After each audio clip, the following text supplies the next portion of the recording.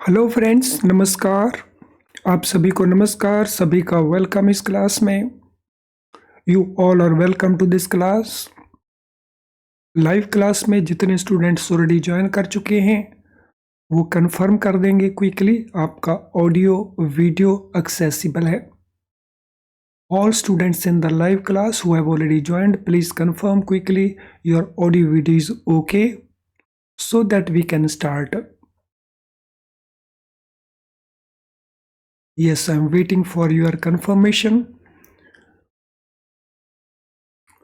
तो चलिए शुरू करते हैं आज का डिस्कशन। आज का हमारा डिस्कशन है चैप्टर 2 मॉड्यूल ए में हमारा बेस बिल्डिंग का ये क्लास है जिसमें हम कॉन्सेप्ट को भी डिस्कस करेंगे, उसके साथ क्वेश्चन को भी डिस्कस करेंगे।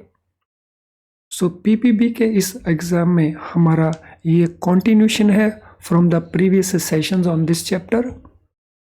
तो चलिए शुरू करते हैं।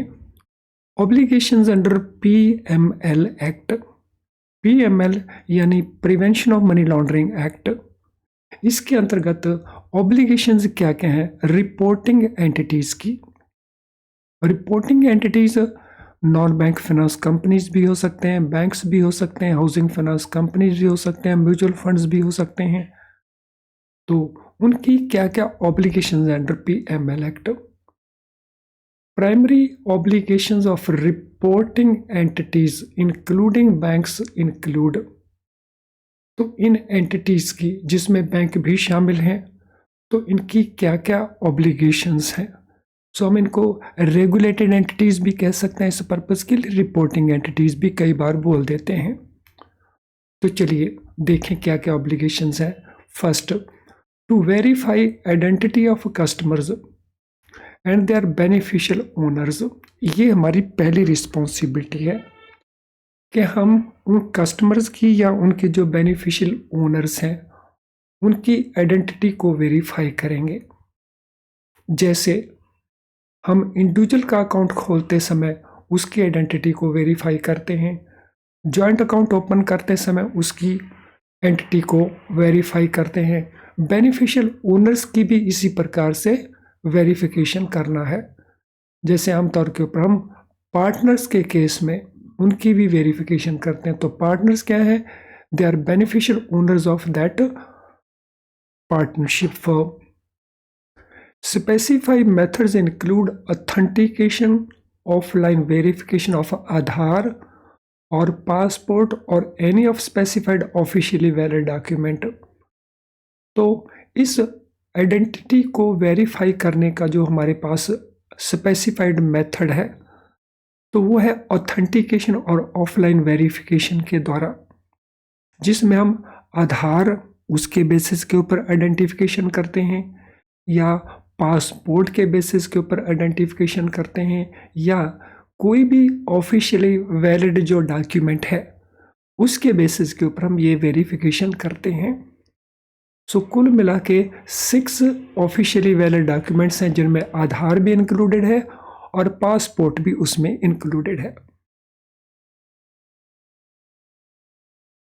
तो फर्स्ट पार्ट है वेरिफिकेशन ऑफ आइडेंटिटी का। सेकंड ऑब्लिगेशन क्या है?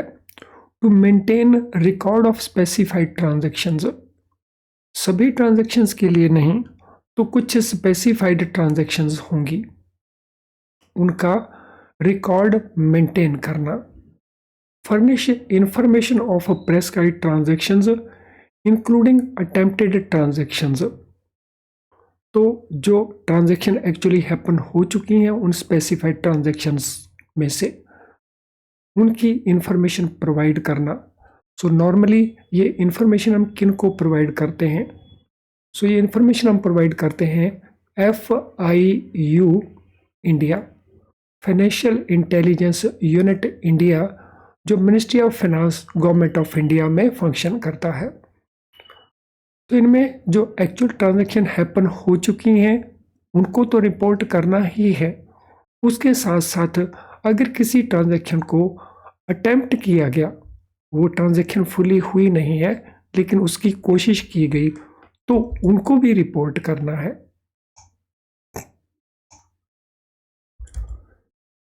These records will be kept for a period of 5 years from date of transaction. तो यहाँ पे टाइम लिमिट भी है कि ये जो ट्रांजेक्शन्स के रिकॉर्ड्स होंगे इनको एटलीस्ट 5 इयर्स के लिए मेंटेन करेंगे बैंक्स, यानी इनकी ज़रूरत अगर पड़ती है FIU इंडिया को या किसी और को तो 5 साल तक इन रिकॉर्ड्स को बैंक मेंटेन करेंगे। And this is quite important question जिसको लेकर के क्वेश्चंस पूछे जाते हैं। इनफैक्ट जो कुछ भी हम डिस्कस कर रहे हैं इन सभी को लेकर के लगातार क्वेश्चंस पूछे जाते हैं। Then there is another obligation to maintain record of identity documents. जो आइडेंटिटी वेरीफाई करने के लिए हमने डॉक्यूमेंट्स लिए उन डॉक्यूमेंट्स के रिकॉर्ड को मेंटेन करना, वो क्लाइंट का यानी जो कस्टमर है उसका भी और बेनिफिशियल ओनर जो है उसका भी। And account files and business correspondence of clients, ये सब कुछ मेंटेन करना है। अकाउंट फाइल्स को भी मेंटेन करना है, बिजनेस कॉरस्पॉन्डेंस अगर हुई है क्लाइंट के साथ उसको भी मेंटेन करना है, और इनको मेंटेन हमने करना है अगेन 5 इयर्स के लिए। Previously this time used to be 10 years, लेकिन पिछले काफ़ी सालों से इसे रिड्यूस किया है 5 इयर्स। और यहाँ पे 5 ईयर कब से स्टार्ट होते हैं? From date of closure of account और end of the relationship which ever is later. तो यहाँ पे कौन सी डेट्स के था? So it was from date of transaction, जिस डेट को वो ट्रांजेक्शन हुआ था तो इसके अंदर वो 5 ईयर वहाँ से शुरू होने हैं। और यहाँ पे 5 ईयर शुरू होने हैं from date of closure of account और end of the relationship which ever is later. तो ये भी हमारे एग्जामिनेशन का एक इम्पॉर्टेंट क्वेश्चन है। Keep all information maintained and furnished confidential. तो जितनी भी इंफॉर्मेशन है वो कॉन्फिडेंशियल रखनी है हमने। Before commencement of specified transaction bank shall carry out the following.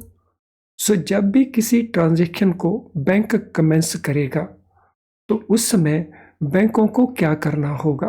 तो कुछ रिक्वायरमेंट है जो बैंकों को मीट करनी होगी उस ट्रांजैक्शन को लेकर के। तो चलिए देखते हैं वो रिक्वायरमेंट क्या है। फ्रेंड्स, आई एम श्योर यहाँ तक जो कुछ हमने डिस्कस किया वो आप ठीक से अंडरस्टैंड कर चुके होंगे। तो क्या मैं जान सकता हूँ एज ए फीडबैक कि आप इसको अंडरस्टैंड कर चुके हैं? तो ज़रा कंफर्म कर दीजिए क्विकली। सो कमेंट बॉक्स में भी आप कंफर्मेशन ऐड कर सकते हैं that you have been able to understand PML act so far. यहाँ तक आपने PML एक्ट को अच्छे से अंडरस्टैंड कर लिया है। तो इस वीडियो के कमेंट बॉक्स में ज़रा ये कमेंट अगर लिख देंगे तो I will be able to understand that you have been able to understand everything. So कर देंगे ज़रा कंफर्म क्विकली, मैं वेट कर रहा हूँ आपके लिए।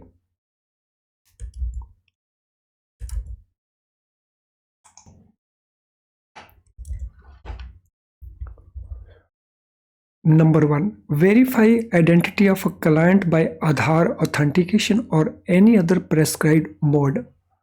तो जो प्रिकॉशंस हमने लेनी है at the time of establishing the relationship, उसमें पहले है आधार के द्वारा, आधार ऑथेंटिकेशन के द्वारा या किसी भी और प्रेस्क्राइब्ड मोड के द्वारा क्लाइंट की जो आइडेंटिटी है उसको वेरीफाई करना। Second point, examine ownership, financial position and source of funds of the customer. So अगर वो बिजनेस एंटिटी है, कंपनी है, पार्टनरशिप है, तो उस केस में उसकी जो ओनरशिप है उसको एग्जामिन करना कि उसका एक्चुअल ओनर कौन है, उसकी फाइनेंशियल पोजीशन क्या है, उसके फंड्स का सोर्स क्या है। तो इसको भी हमने एग्जामिन करना, ये भी हमारी रिस्पॉन्सिबिलिटी है। तो इसके लिए भी हम इंफॉर्मेशन को सीख करते हैं। Then record the purpose behind the transaction. वो ट्रांजैक्शन क्यों की जा रही है उसका रिकॉर्ड करना, उसका रीज़न क्या है उसको रिकॉर्ड करना। And nature of relationship between the transaction and the parties. तो जो नेचर ऑफ रिलेशनशिप है बिटवीन ट्रांजैक्शन, तो उसको भी अकॉर्डिंगली रिकॉर्ड करना, यानी दो चीज़ें हमने यहाँ पे रिकॉर्ड करना है। एक उसके पीछे पर्पस क्या हो सकता है ट्रांजैक्शन का, उसको रिकॉर्ड करना, और दूसरा उस ट्रांजैक्शन का नेचर क्या है, इसको रिकॉर्ड करना। अब हमने बात की थी स्पेसिफाइड ट्रांजैक्शन का रिकॉर्ड रखना। ये स्पेसिफाइड ट्रांजैक्शन में क्या क्या ट्रांजैक्शंस आती हैं? इन स्पेसिफाइड ट्रांजैक्शन में कैश विड्रॉल्स हैं, कैश डिपॉजिट हैं, फॉरेन एक्सचेंज की ट्रांजैक्शंस हैं, और ये दोनों ही एक स्पेसिफाइड अमाउंट से ऊपर वैल्यू की ट्रांजैक्शंस हैं। इसके अलावा high value import and remittance transactions हैं, एंड अदर ट्रांजैक्शन हैं जो मनी लॉन्ड्रिंग या terrorism finance, ML money laundering, TF terrorism finance, जो रिस्क कैरी करती हैं, and in the interest of revenue, तो यानी जो सरकार का रेवेन्यू है अगर उनसे अफेक्ट होता है।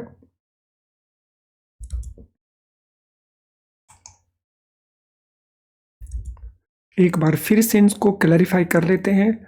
कैश विड्रॉल की ट्रांजैक्शन है, amount above a particular amount. Cash deposit की ट्रांजैक्शन है, again above a particular amount. Foreign exchange की ट्रांजैक्शन है, वो भी अबव ए पर्टिकुलर पॉइंट है। हाई वैल्यू इंपोर्ट्स की ट्रांजैक्शन है या हाई वैल्यू रिमिटेंस की ट्रांजैक्शंस हैं, या ऐसी ट्रांजैक्शन है जिनमें मनी लॉन्ड्रिंग या टेररिज्म फाइनेंसिंग का रिस्क है। तो इन सभी ट्रांजैक्शंस को हम रिकॉर्ड मेंटेन करते हैं।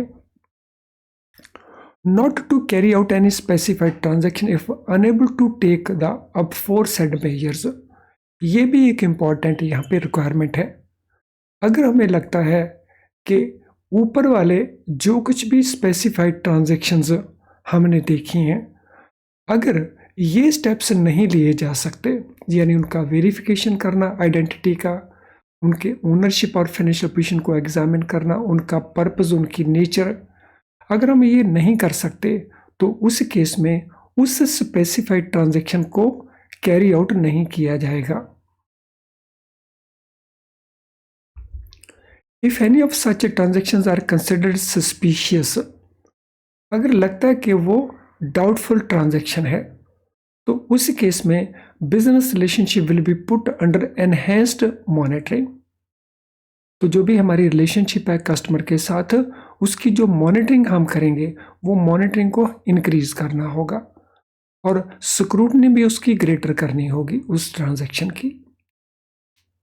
तो किन केसेस में ये करना है? जहाँ पे सस्पिशियस ट्रांजैक्शन लगती है, डाउटफुल लगती है, संदिग्ध लगती है, तो उन केसेस में हम मॉनिटरिंग को और स्क्रूटनी को एनहेंस कर देंगे।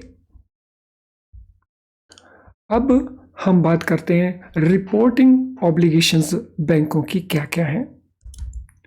इनको लेकर के बहुत क्वेश्चंस लगातार पूछे जाते हैं, इसलिए इनको काफ़ी केयरफुली हमने करना है। Banks are required to furnish to FIU India reports pertaining to transactions of prescribed type and value of prescribed transaction. तो हमने इन ट्रांजैक्शन को रिपोर्ट कहाँ करना है? सम टाइम हमें कन्फ्यूजन हो जाता है कि ये रिपोर्टिंग RBI को करना है। सो ये रिपोर्टिंग यहाँ पे हमने RBI को नहीं करना है। जहाँ RBI की कोई रिक्वायरमेंट है तो RBI को भी किया जाएगा, लेकिन ये ट्रांजैक्शन किनको रिपोर्ट करनी है? FIU इंडिया को। तो यहाँ पे एक क्वेश्चन का आंसर प्रोवाइड करेंगे।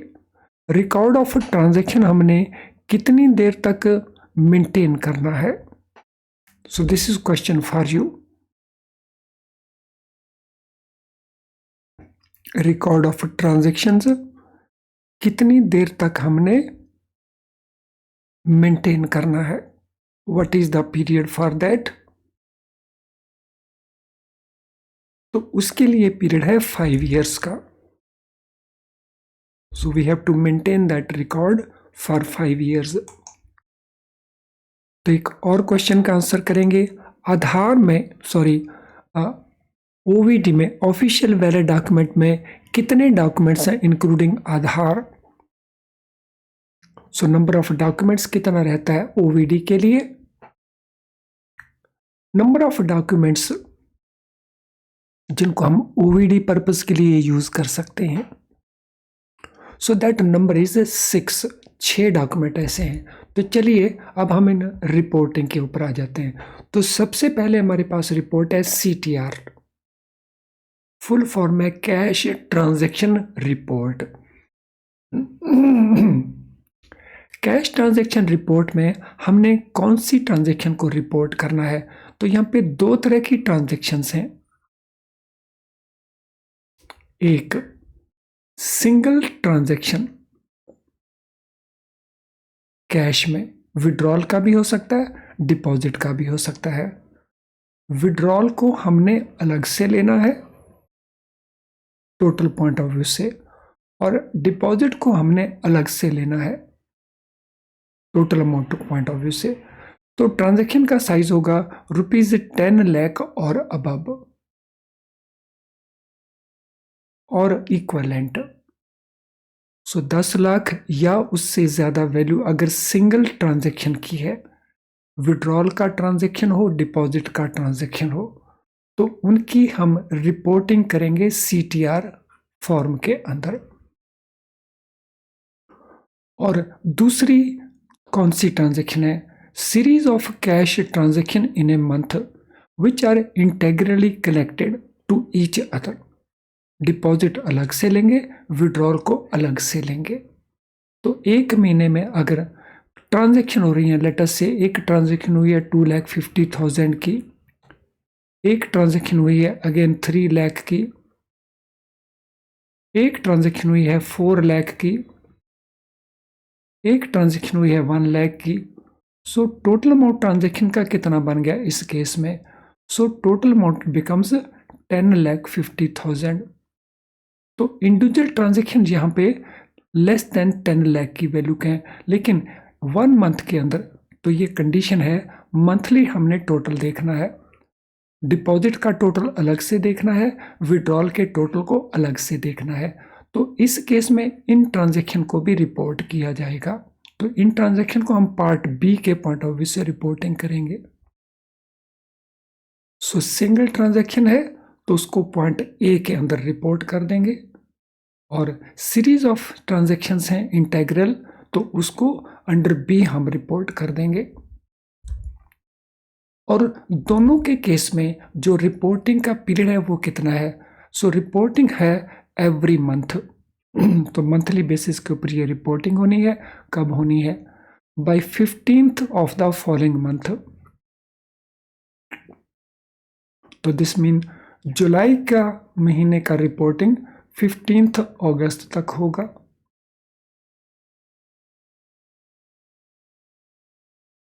नाउ नेक्स्ट, अब हम बात करेंगे क्रॉस बॉर्डर वायर रिपोर्ट्स। तो ये रिमिटेंस की ट्रांजैक्शन है और वो भी cross border. So cross border means between 2 countries. So अगर कोई ट्रांजैक्शन है cross border wire transfer transaction, तो उसका रिपोर्ट जाएगा CBWTR के थ्रू। किन केसेस में जाएगा? जहां उनकी वैल्यू मोर देन ₹5 लाख या इक्विवेलेंट इन फॉरेन करेंसी है, where either origin or destination of funds is in India। तो जहां पे ट्रांजैक्शन का ओरिजिन या डेस्टिनेशन दोनों में कोई भी इंडिया ही है, transaction value more than ₹5 lakh है, तो दोनों ही केसेस में ये रिपोर्टिंग करनी है। सो इंडिया से वो ओरिजिनेट हुई है तो भी, इंडिया उसका डेस्टिनेशन है यानी इंडिया में वो पैसा आया है तो भी, दोनों ही सिचुएशन में इसको रिपोर्ट करना है। और रिपोर्ट करने का पीरियड कितना है? Again it is 15th day. So 15 दिनों के अंदर। of the following month. तो this mean this is also monthly statement, this is also monthly statement. So अगर ये दिसंबर के महीने का स्टेटमेंट है तो इस स्टेटमेंट को बाय 15 जनवरी सबमिट करना होगा। तीसरी रिपोर्ट है non profit organization report, NTR। तो नॉन प्रॉफिट ऑर्गेनाइजेशन इंडिया के अंदर जो फंक्शन करते हैं, अगर वो रिसीव कर रहे हैं मोर देन ₹10 लाख और उसका इक्विवेलेंट, तो उनकी रिपोर्ट करनी है। नॉन प्रॉफिट ऑर्गेनाइजेशन को कंट्री के बाहर से पैसा आता रहता है, तो अगर उनके पास अमाउंट आया है मोर देन ₹10 लाख और इक्विवेलेंट अमाउंट, तो उसकी रिपोर्टिंग भी की जाएगी। और रिपोर्टिंग के लिए पीरियड कितना है? Again 15th of the following month. So यानी ये सारी ही स्टेटमेंट्स, सारी ही रिपोर्ट्स हर महीने जानी है, तो ये भी मंथली है और इसको भी विद इन 15 डेज सबमिट करना है। चौथी रिपोर्ट है काउंटरफीट करेंसी रिपोर्ट। सो अगर जाली नोट हमें रिसीव होते हैं, all counterfeit currency notes received, उनके लिए रिपोर्टिंग करनी है। सो जितने भी हमारे पास काउंटरफीट करेंसी नोट्स आते हैं उनकी रिपोर्टिंग करनी है। काउंटरफीट करेंसी नोट्स को लेकर के कुछ और रिपोर्ट्स भी हैं जो RBI को होनी है, उसके रूल्स अलग हैं, उसको यहाँ पे इसके साथ मिक्स नहीं करना है। तो यहाँ पे हम उस इंफॉर्मेशन की बात कर रहे हैं जो इंफॉर्मेशन FIU इंडिया को सबमिट होनी है। तो ये रिपोर्ट भी by 15th of the following month submit होनी है। 15th of the following month ये सारी रिपोर्ट्स सबमिट होनी है। नाउ इन 4 रिपोर्ट्स के अलावा there is one more report जो सबमिट होनी है, उस रिपोर्ट को भी देख लेते हैं। लेकिन उससे पहले this is important information for you friends. क्या आप अपना प्रेपरेशन IIBF बुक्स को यूज करके कर रहे हैं? अगर ऐसा है तो आपके सामने कुछ इश्यूज हो सकते हैं। वो इश्यूज क्या हैं? पहला इशू, डिफिकल्ट टू अंडरस्टैंड। इन बुक्स में जो कुछ लिखा गया है, जैसे लिखा गया है, उसको अंडरस्टैंड करने में आपको डिफिकल्टी आती है। सेकंड, वेरी टाइम कंज्यूमिंग, बहुत डिटेल में लिखा गया है और साथ में क्योंकि डिफिकल्ट भी है, आपको बार बार करना पड़ता है, hence you have to spend lot of time on that. और टाइम आपके पास ऑलरेडी कम है, whole day you are working in the bank. तीसरा, इन बुक्स में आपको क्वेश्चंस मिलेंगे लेकिन बहुत थोड़े क्वेश्चंस मिलेंगे और आपको लगता है उन क्वेश्चंस को करके आपको सेटिस्फेक्शन नहीं हुआ, आपको लगता है कि आपको और क्वेश्चंस करना चाहिए। तो इन सभी प्रॉब्लम का जो सॉल्यूशन है वो कहाँ पे अवेलेबल है? So it is available in the form of best quality low priced video lesson जो हम आपको प्रोवाइड करते हैं। वीडियो लेसन में हम आपको कॉन्सेप्ट बताते हैं सिंपल करके। जब हम सिंपल करके बताते हैं तो क्विकली आप उसको अंडरस्टैंड कर जाते हैं, और हम शॉर्ट में प्रॉपर वे में बताते हैं तो इससे आपका टाइम भी सेव होता है।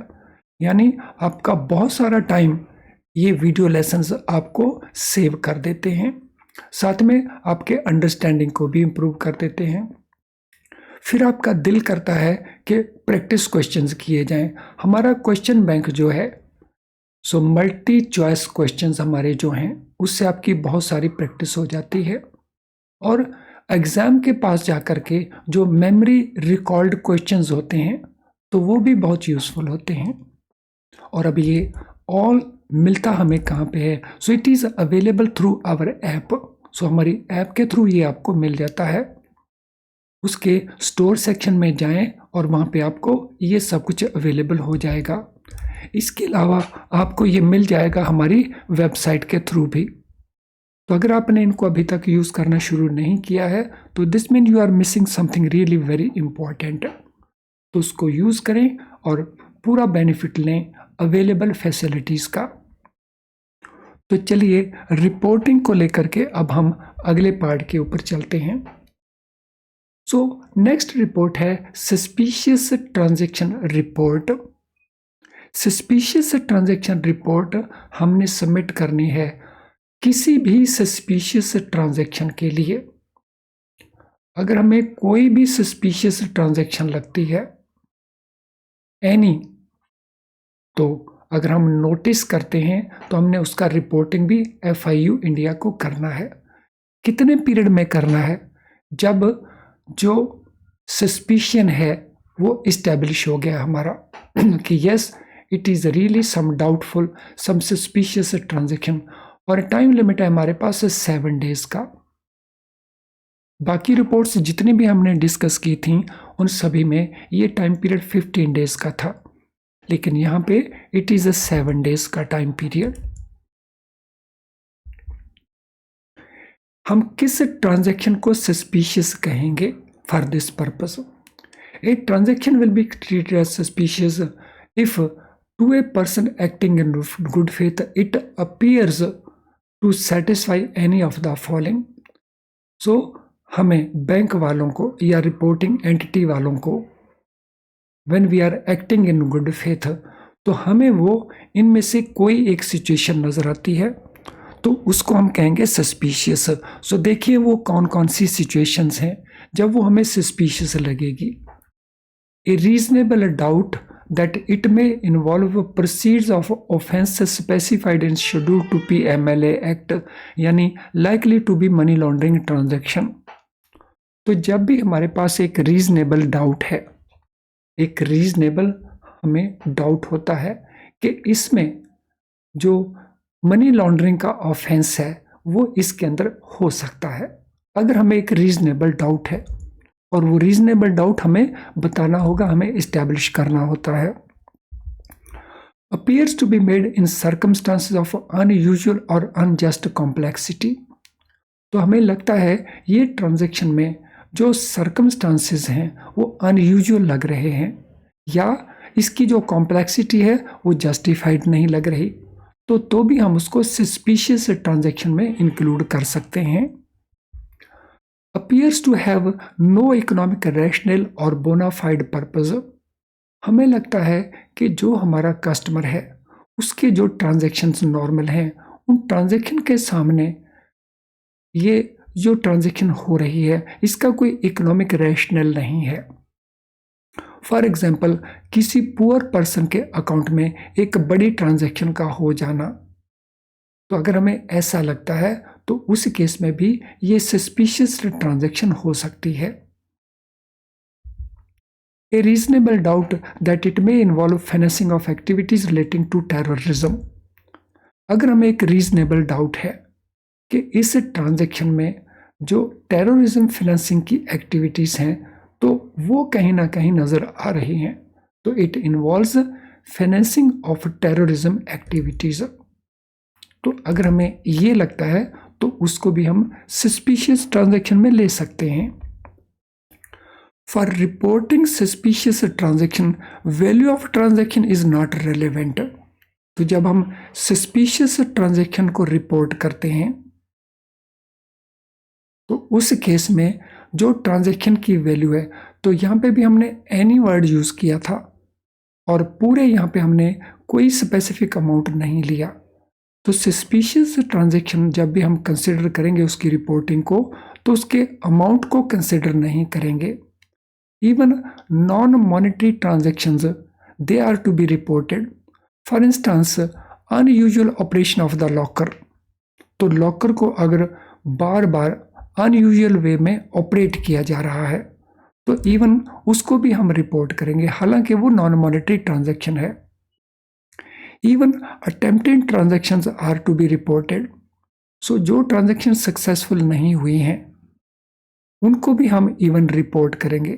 For example a customer not proceeding with opening an account on being asked for certain documents और इंफॉर्मेशन। एक कस्टमर हमारे पास आता है, वो हमारे साथ अकाउंट ओपन करना चाहता है, हमने कोई स्पेसिफिक इंफॉर्मेशन उससे कॉल की या स्पेसिफिक डॉक्यूमेंट हमने उससे कॉल किया, लेकिन अब वो अकाउंट ओपन करने में आगे नहीं जा रहा है, तो ये नॉन मॉनेटरी ट्रांजैक्शन है और वो भी सस्पिशियस ट्रांजैक्शंस है।